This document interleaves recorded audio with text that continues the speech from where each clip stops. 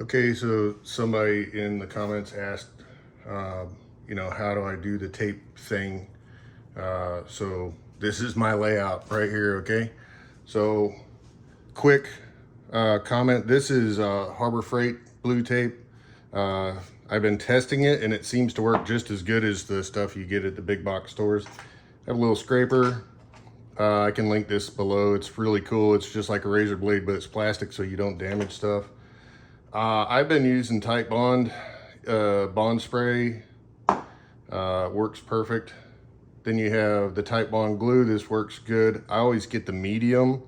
The fine is it's too wet. It's too sloppy. And then the thick, well, the thick would work fine, but for what we're doing here, I think the medium works better. I've also used Starbond, as you can see, and that's what I'm going to use today. This is actually technical, like put a nail in it. That's the appropriate way to do that. It works really good. Starbond and Titebond, I can't tell a difference on this.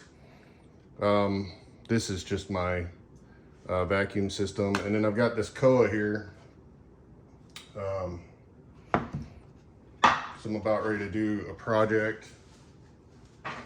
So I'll show you, I guess, with this piece. It's a nice piece. I generally try to make sure that I have a 90-degree on my pieces. Well, and so for the question, it wasn't geared towards CNC so much. So I guess it really doesn't matter. But for CNC, I like to get the 90 degrees because if you're not cutting, 90 degrees, then you're gonna be messed up on your cut. Okay, so the first thing I'm gonna do is kind of move all this stuff out of the way. I'm gonna fire up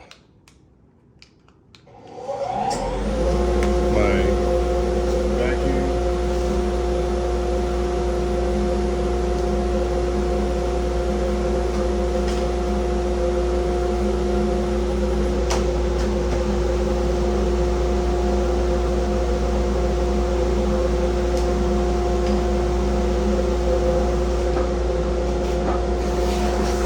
I'm just gonna clean everything really good.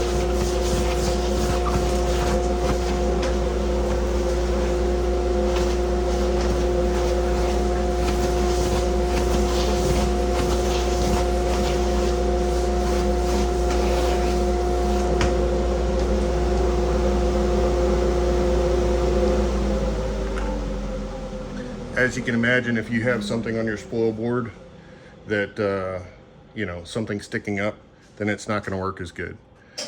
So the next thing I do is roughly measure out.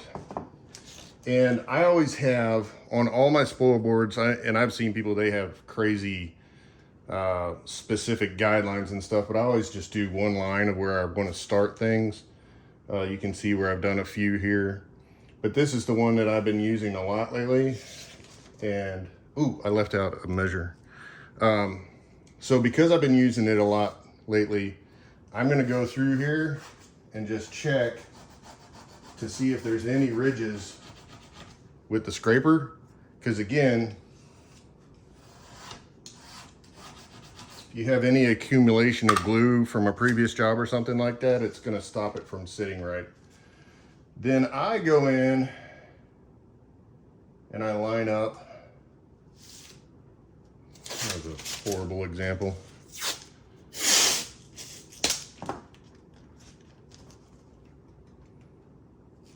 I don't fool around with the tape if it's dirty, if it's got anything on it.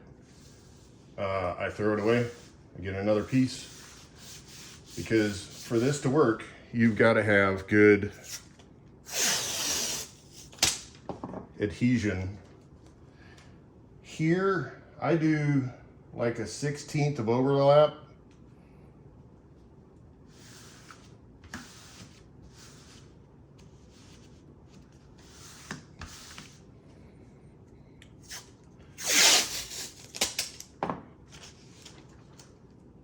I'm not terribly scientific about it.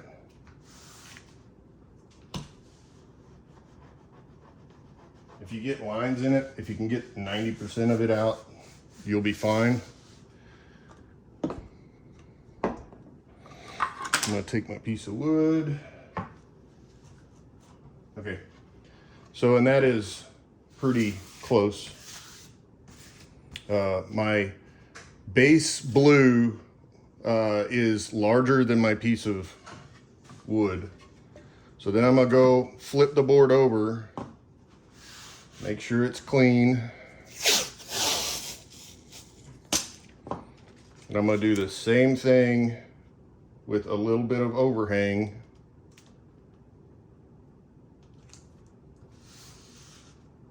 This particular board, this won't be cut.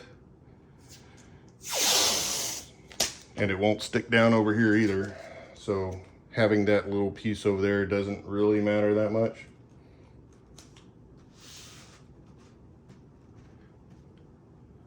You also probably notice that the board is not perfectly square up here. And I'm going to tell you the truth. I'm going to go ahead and try to tape that a little bit,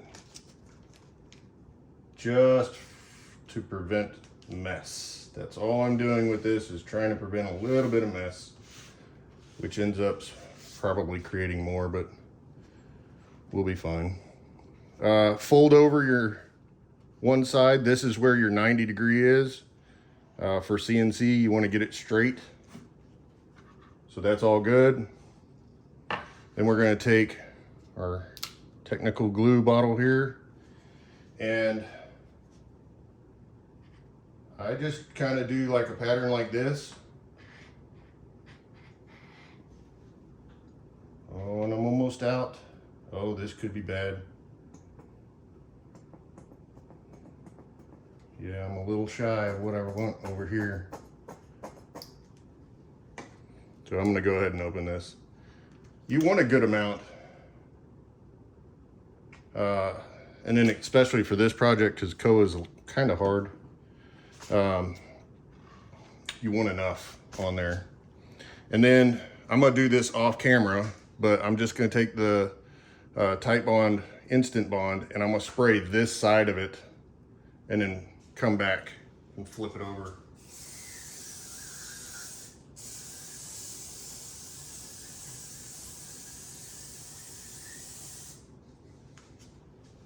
I have no scientific tests to tell you how much. You can see it's sprayed now. How much needs to be on there. I give it a good amount. And then I carefully line up.